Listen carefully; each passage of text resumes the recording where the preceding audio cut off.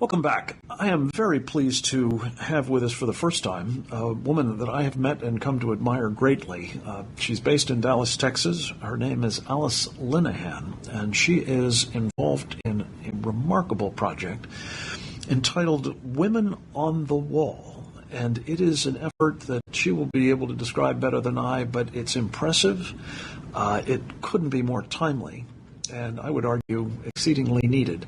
Alice Linahan, welcome to Secure Freedom Radio. Great to have you with us. Thank you for having me on. It's a pleasure. So tell us a bit about this enterprise that you've engaged in, Women on the Wall, what its purpose is, and what you're trying to do specifically in the remaining few days before the 2012 election.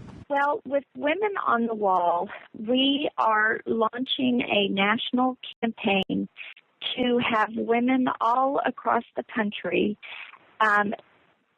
take a pledge to do three things. Seek the truth, share the truth, and stand for the truth. And basically, we want women to get educated on the issue of national security, and then take that information and share it with their friends and neighbors, and then ask their friends and neighbors to stand with us as Women on the Wall. And basically, we see the current national security threat to the United States and our allies and Israel. We are in a dire situation, and the people involved with Women on the Wall truly believe that we are not going to elect a leader to save us. We have to save ourselves, and the only way that we can save ourselves is to get educated on the issues. And so that when we do elect a new president, that we have the ability, one, to hold him accountable, and then two, be able to stand with him when he has to make the hard decisions that a leader of the United States has to make. And so we are calling on women all across the country to stand with us. And we are launching a video that gives the narrative or shows the story of a woman waking up in the morning, getting her children ready for the day and ready for school. And she opens up her laptop and starts scrolling through her Facebook and Twitter, which is the way that a good majority of Americans get their news and information today. And when she scrolls through her Facebook, she realizes that Israel's been hit and wonders, will there be multiple attacks across the world? Will there be coordinated attacks? And will sleeper cells be awoken in the United States? And we're doing something unprecedented.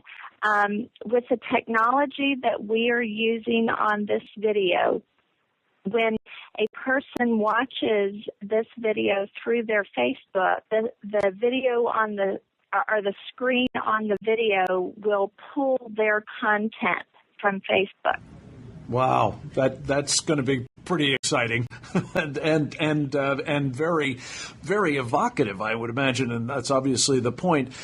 Alice, let me ask you this: obviously, women and the role that they're going to play in this election could be decisive. To the extent that you are speaking to them as a demographic about these sorts of issues, national security, terrorism, the threats to hearth and home, their families, you would seem to me to be gearing your message in very substantial measure to what we used to call security moms in the earlier, particularly the 2004 election. Is that your deliberate purpose, and do you have reason to believe that this is a group that will resonate in 2012 as they did in 2004 in the face of the sorts of security threats that you're describing in this video? I truly do.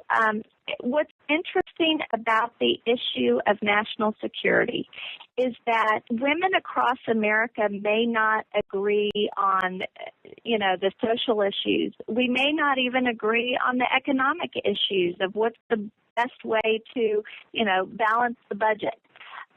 But we do agree that if a terrorist attack happens in the United States, women of all faiths, all colors, all political backgrounds are going to protect our children. Whether you're a Democrat or a Republican, a liberal or a conservative, we all love our children, and we will stand and protect our children. And this is the one issue that we can all come together as Americans and stand, and that's why we believe it is so important for women. We use the visual of women standing on the wall and creating this security barrier, like you say. We are the security moms, standing to demand that our elected officials do what it takes to provide a safe and secure nation for future generations to come. Our guest is Alice Linahan. She is associated with another remarkable effort, Voices Empower LLC, and in that regard is very much in the business of equipping people, not just women, people more generally across this country, to understand the challenges that we're facing and become engaged in doing something about them. And I commend you for both that project, Alice, and this initiative we've been discussing, Women on the Wall. You can find this new video of Alice Linahan's at womenonthewall.org. And Alice, you mentioned that one of the grabbers in this video of yours is that Israel has been attacked. Is there some specific reason why you chose that as the sort of galvanizing event in this effort to evoke in these women a sense of the emergency that we're facing and the necessity for them to become engaged, women, as you say, on the wall? Right. Well, we all know that Israel is our ally in the Middle East, and we all know that if Iran has the capability of nuclear weapons and takes Israel out, which is what they have said that they want to do, if they succeed in taking out Israel, we're next, basically. And women understand that a nuclear Iran is a threat to the United States. I just 5 minutes ago posted a photo on my Facebook wall of an attack in Israel. Israel is being attacked daily. There were 26 rockets fired from Gaza that exploded in Israel. In real time, this is happening, and the media is not covering it.